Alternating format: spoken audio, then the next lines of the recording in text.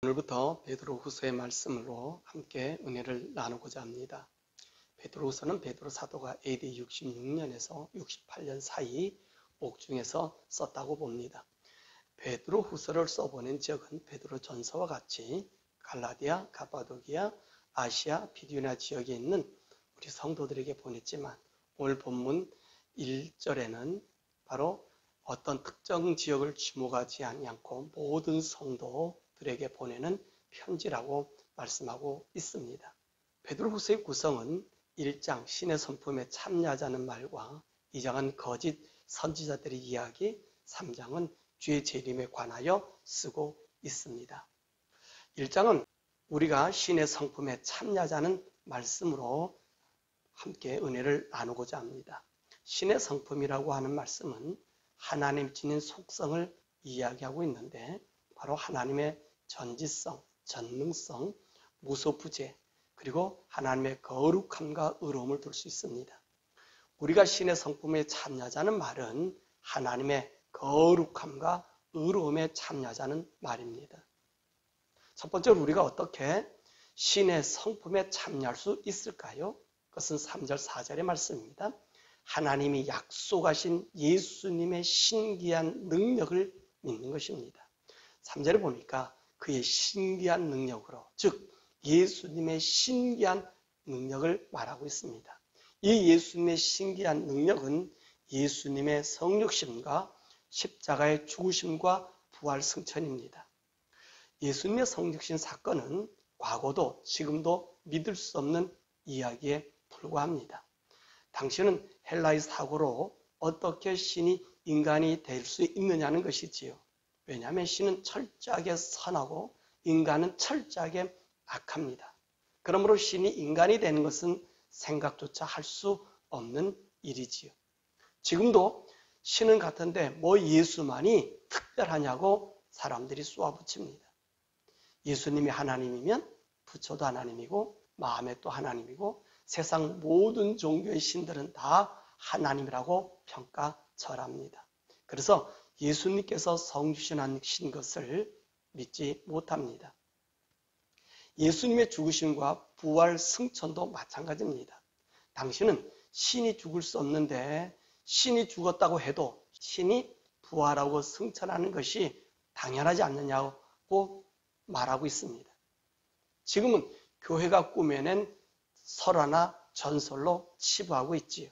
그래서 예나 지금이나 예수님의 신비한 능력을 믿지 못하는 것입니다.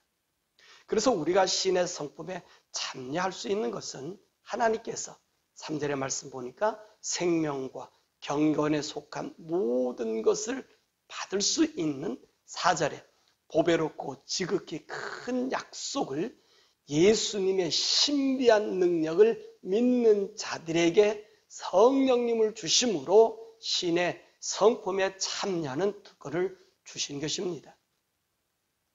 둘째로 신의 성품에 참여한 자의 삶은 5절에서 11절의 말씀입니다.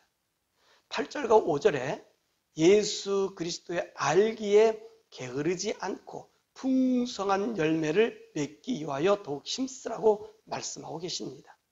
우리가 무엇보다도 더욱 힘써야 할 일은 예배입니다. 믿음과 덕과 지식과 절제와 인내와 경건과 형제 우애와 사랑이 우리의 삶을 실족하지 않게 합니다. 이러한 영적 삶을 사는 자들에게는 11절의 말씀 보니까 예수 그리스도의 영광의 나라에 들어감을 얻는다라고 말씀하고 계십니다. 세 번째로 베드로가 신의 성품에 참여함을 이렇게 강조한 이유가 무엇일까요? 12절에서 21절의 말씀입니다.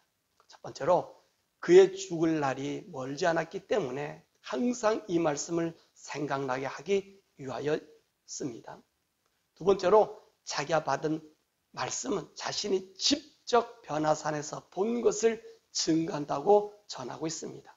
이와 같이 하나님의 모든 말씀은 하나님의 감동으로 받아 쓴 성경임을 밝혀줍니다. 세 번째로 이 예수님의 신기한 능력과 강림하신다는 말은 어둠 속에 비치는 등불과 같이 세상의 유혹을 이기고 하나님의 성품으로 살 수 있는 원동력이 됨을 알게 한 것입니다. 말씀을 맺으면 우리가 신의 성품에 참여하자는 말씀은 예수님을 닮은 삶을 살자는 말입니다. 예수님은 우리에게 하나님의 거룩한 성품을 주시기 위해서 십자가에 달려 죽으시고 우리가 천국에 가야 함을 알려주시기 위해서 부활승천하신 것입니다. 예수님 믿는 성도들이 이 세상을 살아갈 때에 사탄은 우는 사자와 같이 으르렁거리며 수많은 죄의 함정을 파놓고 걸려들기를 기다리고 있습니다. 하지만 예수님께서 하나님을 믿는 믿음으로 승리하셨던 것처럼 우리도 나그네와 같은 이 세상에서 예수님을 믿고 인내하며 성령님의 인도하심으로 하나님의 거룩성을 유지하는 성도들이 되어서 예수님의 재림하신 날 영광의 멸관을 쓰시기를 축원합니다.